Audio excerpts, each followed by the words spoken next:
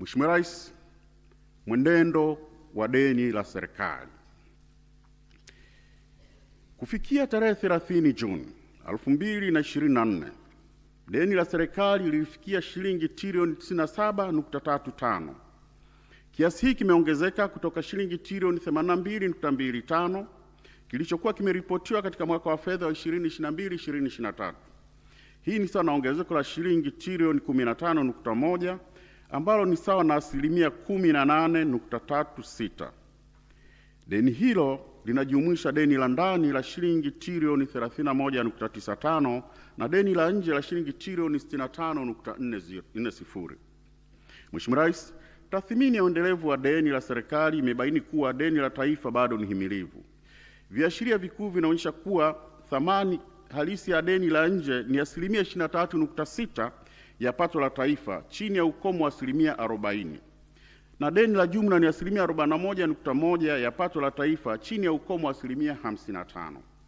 Malipo ya deni kwa mapato ya mauzo ya nje ni asilimia 127.5, chini ya ukomo wa asilimia 180, na malipo ya deni kwa mapato ya serikali ni asilimia 14.5, chini ya ukomo wa asilimia 18. Mheshimiwa Rais, niende kwenye mapato ya kodi. Ukaguzi wa Mamlaka ya Mapato Tanzania umebaini kuwa katika mwaka wa fedha wa 2023/2024 jumla makusanyo yalifikia shilingi trilioni 26.07 ikilinganishwa na shilingi trilioni 22.58 zilizokusanywa katika mwaka wa fedha wa 2022/2023. Hili ni ongezeko la shilingi trilioni 3.49 ambalo ni sawa na ongezeko la asilimia 15.46. Licha ya ongezeko hili, Mheshimiwa Rais, makusanyo haya yalikuwa chini kwa shilingi bilioni 659.61 sana asilimia 2.5 ya makadirio ya shilingi trilioni 26.725. Makusanyo ya kodi, Mheshimiwa Rais, yalichangia asilimia 56 ya mapato yote ya serikali. Niwapongeze TRA kwa juhudi zao za kukusanya mapato na kukaribia kufikia malengo ambayo yamekuwa yakiwekewa na serikali.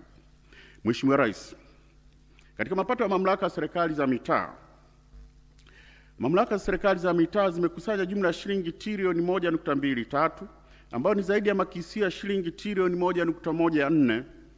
Halmashauri 110 zilivuka malengo yao ya makusanyo huku halmashauri 72 zikishindwa kufikia malengo. Mheshimiwa Rais, pamoja na mafanikio hayo niliyotaja, ukaguzi wangu umebaini mapungufu kadhaa katika ukusanyaji wa mapato kama ifuatavyo. Kwanza, kesi za kodi zinazosubiri maamuzi za shilingi trilioni 9.83. Mamlaka ya Mapato Tanzania ilikuwa na kesi 1186 za kodi zenye jumla ya shilingi trilioni 9.83 zilizokuwa bado hazijatatuliwa katika mahakama za rufaa za kodi kwa Tanzania bara, kwa maana Court of Appeal of Tanzania, TRAT na TRAB. Mheshimiwa Rais, kwa upande wa serikali za mitaa, mamlaka 14 za mamlaka ya serikali za mitaa zilitarajiwa kukusanya shilingi bilioni 45.61 kupitia mawakala wa mapato, lakini zilikusanya shilingi bilioni 19.49 zikiwa ni upungufu wa